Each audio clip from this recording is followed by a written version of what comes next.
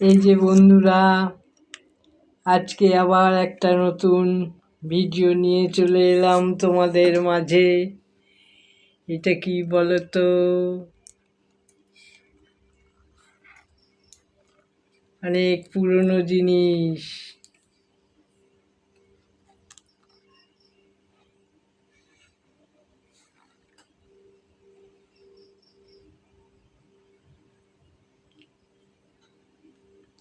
সযত্নে রাখা আছে। এই ক্যামেরা যখন এসেছিল, এর আগে অন্যরকম ক্যামেরা ছিল, পরে এটা যখন পেয়েছিলাম, কত যে ফটো তুলেছিলাম, অনেক স্মৃতি জড়িয়ে আছে এই ক্যামেরার সাথে।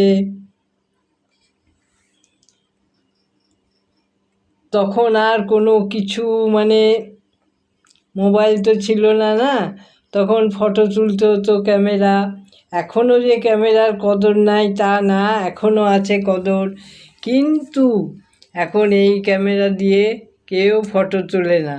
এখন সব স্মার্টফোন চলে এসেছে, সেই স্মার্টফোন দিয়েই সব কাজ হয়ে যায়, ফটো তোলা হয়ে যায়, তারপরে কোনো কিছু মানে রেকর্ড করা বা কোনো কিছু বলা, ভিডিও করা, সব কিছু হয়ে যায়।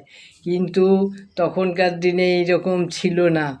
এই ফটো তোলার জন্য আমরা কত পাগলের মতো ঘুরতাম, এখানে সেখানে যেতাম, বিভিন্ন রকম সিনারি নিয়ে ফটো তুলতাম, কিন্তু বেশিরভাগই ব্ল্যাক অ্যান্ড হোয়াইটেই থাকতো। তারপরে পরে ধীরে ধীরে কালার ক্যামেরা এসেছে।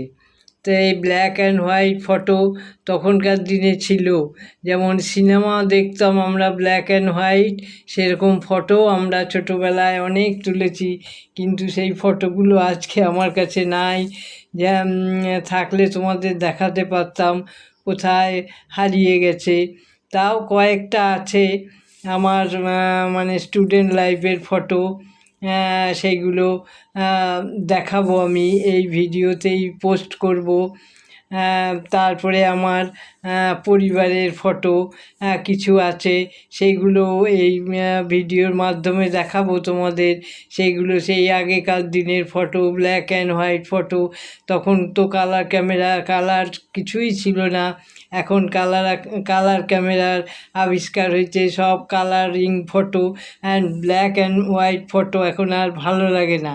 কিন্তু এই যে আমাদের যে স্মৃতি, আমাদের যে 7 দিন